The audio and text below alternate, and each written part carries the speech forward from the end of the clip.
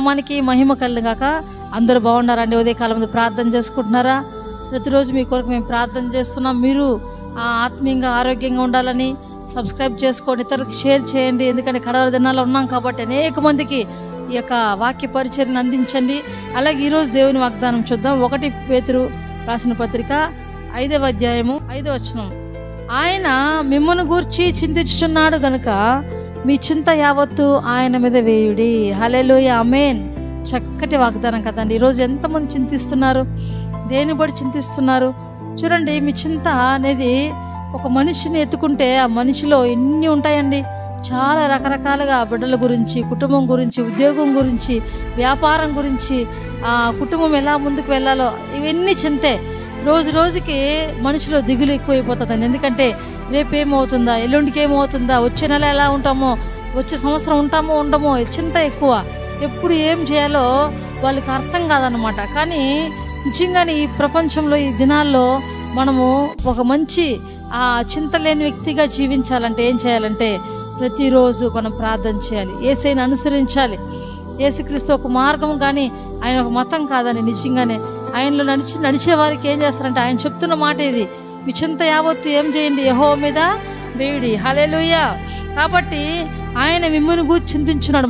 మనం దేని గురించి చింతిస్తున్నాము? ఈ లోకానుసారంగా వాటి గురించి చింతిస్తున్నాం. మన గురించి మనం చింతిస్తున్నాం, మన బిడ్డల గురించి చింతిస్తున్నాం. ఎప్పుడు మన గురించే చింతిస్తుంటాం. కానీ మన గురించి ఎవరు చింతిస్తున్నారంటే యేసయ్య మన కొరకు చింతిస్తున్నాడండి. నా బిడ్డకి ఏమి ఇవ్వాలి, నా బిడ్డల్ని ఎలా చేయాలి, నా బిడ్డలకి ఏ ఉద్యోగం ఇవ్వాలి, ఎలా నడిపించాలని ఆయన నీ కొరకు చింతిస్తున్నప్పుడు మీరెందుకు చింతపడాలి? చూడండి, ఈ రోజుల్లో ఎక్కువ వ్యసన పడడం వల్ల, ఎక్కువ ఆలోచన చేయడం వల్ల బీపీ, షుగర్, చిన్న ఏజ్కే బీపీ, షుగర్ వస్తుందండి. అసలు డాక్టర్స్కి అర్థం కావడం లేదు. చిన్న ఏజ్కే హార్ట్ అటాక్ వస్తుంది టెన్షన్ వల్ల. కాబట్టి ప్రియ సహోదరుడా, మనం ఏం చేయాలంటే ఈ దినాల్లో చింత పడకుండా ఉండాలంటే మన చింత యావత్తు ఎవరి మీద వేయాలంట? యేసయ్య మీద మనం మోపాలి. హల్లెలూయా. ఎలా మోపగలమంటే ప్రార్థన ద్వారా తప్ప దేని ద్వారా మనము ఆయన చెప్పలేమండి. మా జీవితాల్లో కూడా ఎన్నో చింత కూర్చుంటే చాలా ఉన్నాయి, కానీ వాటిని మేము మర్చిపోతాం. ఎన్ని వచ్చినా వాటిని మర్చిపోయి దేవుని సన్నిధిలో మోపి మేము హ్యాపీగా ఉంటామండి, ప్రార్థనలో ఉంటాం. కాబట్టి అవేం మాకు గుర్తు రాదు కొన్నిసార్లు. అదే పనిగా కూర్చుంటే చాలా గుర్తు వస్తాయి. గుర్తు వచ్చినప్పుడు మనసు ఒక చోట నిలబడదండి. చాలా టెన్షన్, చాలా వేదన, చాలా ఇబ్బందులోకి వెళ్ళిపోతాం. కాబట్టి అలాంటి స్థితి ఎవరికి రానివద్దండి. మీ చింత అంతా కూడా యేసయ్య మీద మోపండి. ఆయన మీ చింతను తీరుస్తాడు, మీ చింత నుంచి విడిపిస్తాడు, మీకు వ్యసనం నుంచి, బాధ నుంచి తప్పిస్తాడు. ప్రార్థన చేసుకుందాం. తండ్రి, నీకు వందనాలు ప్రభా. అవునయ్యా, ఎంతోమంది నాయన ఈరోజు చింతిస్తున్నారేమో, దాన్ని బట్టి చింతిస్తున్నారు నాయన.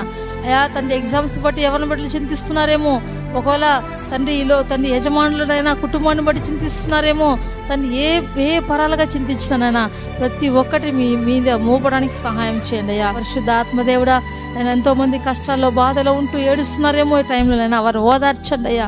కుటుంబంలో సమాధానం లేక గొడవలతో ఉన్నారేమో, ఆ కుటుంబంలో సంతోషం, సమాధానాన్ని ఇవ్వండి. ఆఫీస్ పరంగా టెన్షన్ తీసివేయండి. ఎంతోమంది ఒత్తిడికి గురి అయిపోయినా నిద్ర పట్టడం లేదేమో నైనా వారందరికీ సమాధానంగా వారికి మంచి ఆరోగ్యాన్ని, శాంతిని దయచేయండి ప్రభా. ఈరోజు బర్త్డే, మ్యారేజ్ చేసుకున్న ప్రతి బిడ్డల్ని దీవించమని యేసు నామములో ప్రార్థన చేస్తున్నాం తండ్రి. ఆమేన్. Praise the lord.